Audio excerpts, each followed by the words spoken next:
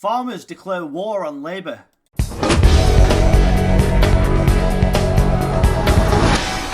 Tell you what, I bet a lot of these rural constituencies now regret voting for Labour. I've got a clip to show you of Gareth Wyn-Jones, who is one of the most prominent farmers, speaking out against this government and its disastrous policies, trying to get them to reverse them. Here's a quick clip.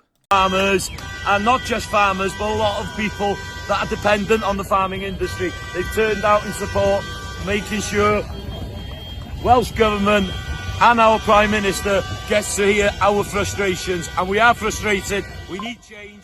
We need support. This industry is on its knees. And the last thing we needed was the last nail in the agricultural coffin, which is this inheritance tax. Time for change. Do not bite the hand that feeds you. I think this government has woken a sleeping giant, and they need to listen. They need to understand that we're the people that are feeding the nation. A phrase that should make your ears prick up. Don't bite the hand that feeds you. In this case, quite literally.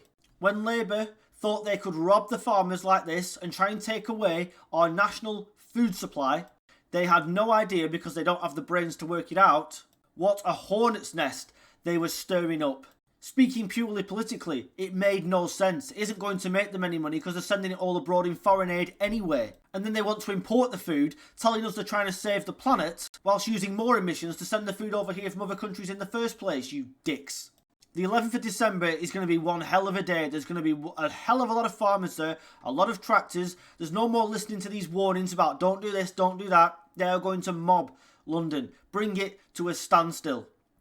And as I've said in the previous videos, the farmers have far more support from the public in this country than this government ever will have. And probably more support than any politician in this country will ever get. There's no halfway house, no putting age limits on it. There's no halfway to climb down from this. They either reverse the entire policy and let the farmers go home, or they continue to pick a fight with people that they can't win against. And by extension, I'm not just talking about the farmers there, I'm talking about the vast majority of the public who are in support of the farmers, as we all should be.